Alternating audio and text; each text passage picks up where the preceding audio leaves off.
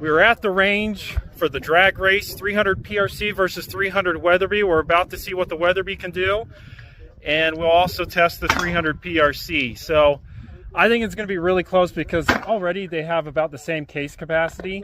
Yep. And if honestly, I think his might beat me.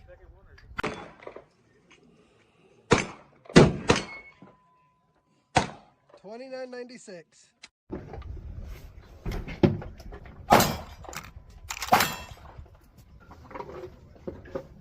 Oh. 31.13. In today's video, we are going to do a deep dive into 300 PRC versus 300 Weatherby. We are going to look at the case dimensions, the ballistics, twist rates, chamber designs. This one's going to be a fun one. Out of respect, let's first talk about the grandpa 30 caliber, the 300 Weatherby Magnum. Now, the 300 Weatherby Magnum was first introduced in 1943 as a Wildcat. It was one of the first Weatherby cartridges created, one of the first 4, I believe. There was the 270 Weatherby, the 257 Weatherby, the 300 Weatherby, and the 7mm Weatherby. Now, the 300 Weatherby, far and away, has been the most popular Weatherby cartridge. The parent case to the 300 Weatherby is the 300 H&H. You really can think of the 300 Weatherby as a 300 H&H improved. So what Roy did was he straightened out the wall so there wasn't near as much taper, and his famous double radius shoulder. The 300 Weatherby, up until 1996, was the fastest factory offered 30 caliber Magnum, and to this day it is still a speed demon and very viable. In 2013, Hornady introduced 2 cartridges, the 6.5 PRC and this guy, the 300 PRC. The parent case to the 300 PRC is the 375 Ruger, and basically it's just a neck down version of a 375 Ruger. What separates this from the 300 Weatherby and many other 30 caliber Magnums was its modern design.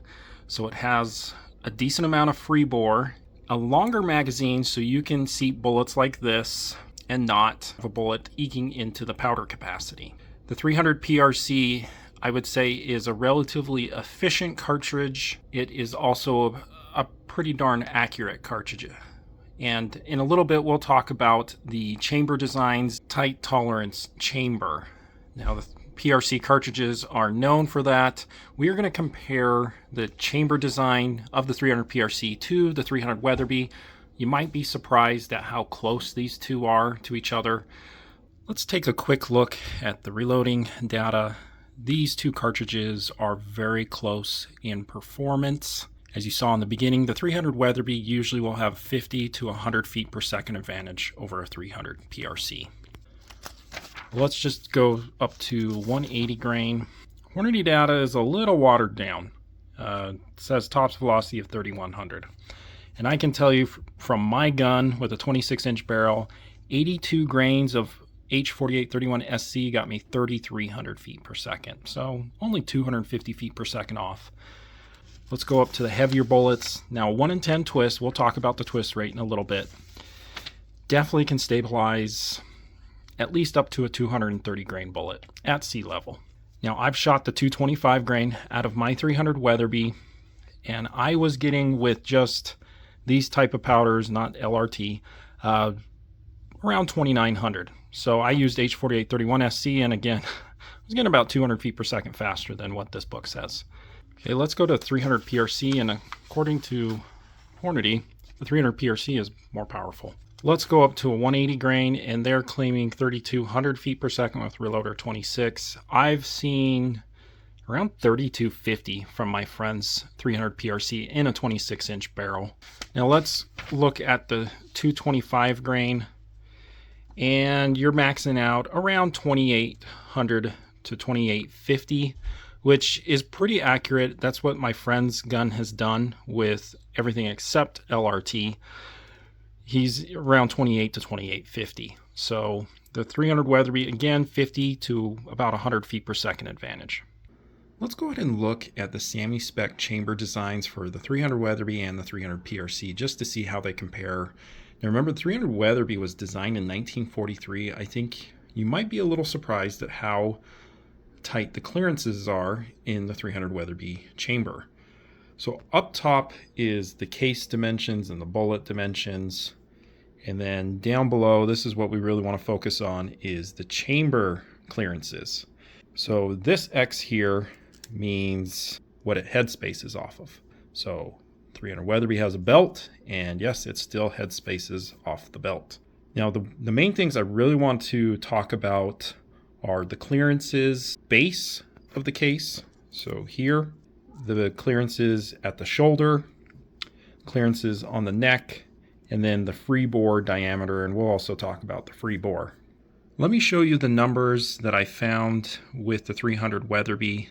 Now these numbers are assuming that they had a SAMI spec reamer and that the gunsmith did it correctly. So again, the head spacing is off the belt. The base, that's the clearance it has between the case and the chamber. At the shoulder, it's a little bit tighter, and then at the neck, yeah, it's not too shabby. One thing I really want to show you is how tight clearances there are with the free bore diameter. Now, what the heck do I mean by free bore diameter? That is the space between where the bullet jumps, how wide is it? And in any Weatherby, it has the tightest clearance out of any cartridge. So the diameter of a 30 caliber is 0.308, and then this little space here, 0.3084. Now the actual free bore, the distance from where the bullet jumps into the lands, it's really long. It is a Weatherby, and Roy did it on purpose to decrease pressure and increase velocity. Now thankfully, with how tight the free bore diameter is, these cartridges still have very high potential for accuracy. So how does the 300 PRC compare? Well, I think it's kind of the standard, the PRCs as tight tolerance chambers. It does headspace off the shoulder, so that little circle and X, that tells you where it headspaces off of, looks like halfway into the shoulder. Now the base, you're going to see a theme here, is 0.001 clearance. Same at the shoulder, 0.001. Now the Weatherby, 300 Weatherby was 0.002, and in the shoulder 0.0011. So very close.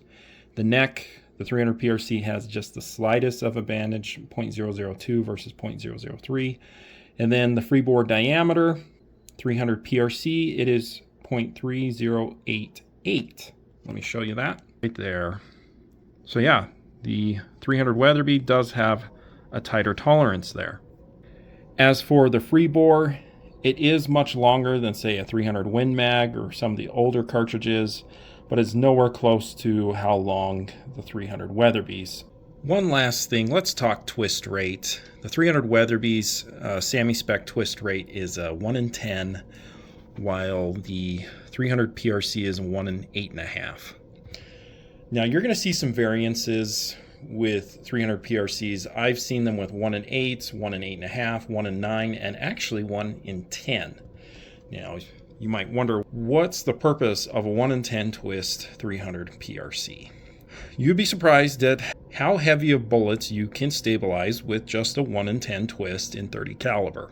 At sea level, and if it's not below freezing temperatures, you can go up to a 230 grain bullet. Now, if you are at higher elevation, and long as it's not a really heavy monolithic bullet, with a 1 in 10 twist and 300 PRC or 300 Weatherby, you can shoot up to 250 grain bullet. Now, in my opinion, which one's the better cartridge? I don't know. I think they're about the same, honestly. It's really what you want to do with the cartridge. I think the 300 Weatherby has the slightest advantage for hunting because of all the factory ammo options. 300 PRC is still pretty new and hasn't caught on fire like the other PRC cartridges. So there's just not a lot of factory ammo options, while the 300 Weatherby is well established and has a lot of options, though they are very expensive. Now, if you want a fun hybrid cartridge where you can casually take it out to long distance and also hunt, I think the 300 PRC is a little bit better set up for that, as long as you get a 300 PRC with a faster twist, just in case you shoot at lower elevation.